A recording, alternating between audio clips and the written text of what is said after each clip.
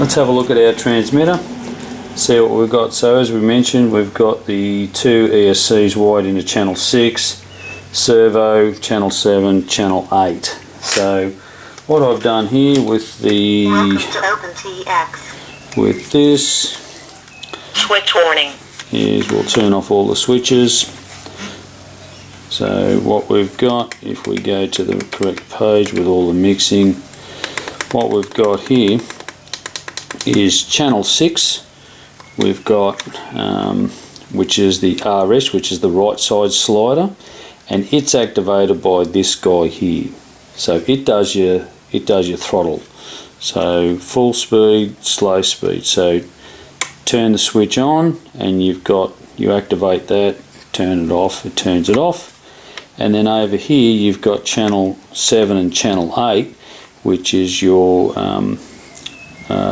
pot S1, and it's activated by SB, so that's that guy there. So technically you activate that, that'll give you a tilt forward and backwards. Turn that off, it turns the tilt, doesn't do anything there. So okay, so that is how it's set up. When you go back to here and you page through to this, you can see here you've got channel 1 is your throttle, which is fine.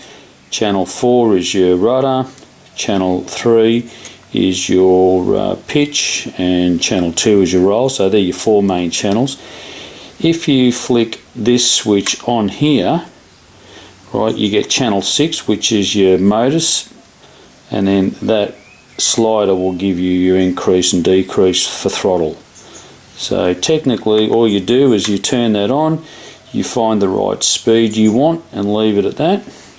And then this guy over here, you turn around and activate that and it turns that pot on, and then you get, now you'll see there both channels operating but one going the opposite way. Okay, now the reason for that is because this one and this one are back to front. So you see the servo on this side and the servo on this side. So obviously as one needs to roll one way, one will roll the opposite way, so I've got them both.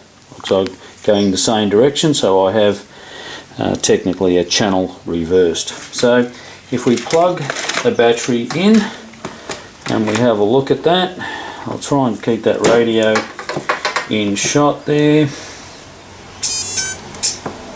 So you can see now our receiver has got the little green light on it. We're in safe mode there. So technically what I can do is I can, let me see if I'm getting that in shot. I'm not actually. So what we'll do, oh, anyway. So we activate this.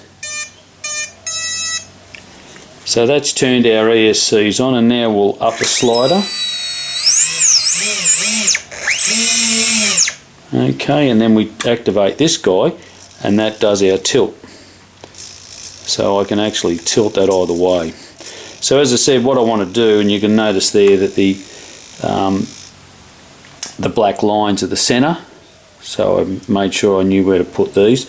What I'm going to do is adjust the end section of these, so I'll have it tilted vertical, and then they'll tilt over to the 90 degrees for forward flight, and then just supply a thrust on there. So that's where we are. We've technically got that where we can tilt backwards and forwards. So imagine this is mounted on the plane. What we do is we activate this channel here, we give it some revs,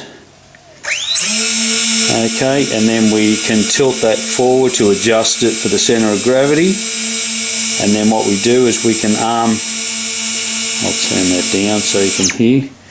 Then what we can do is we arm our board there with the main part of the aeroplane, and you can see there we've got the main motor turning. So we go to take off, we give it some up thrust here with these motors, and then away we go and we do what we need to do. We do what we need to do with the 4 signals from there for the plane.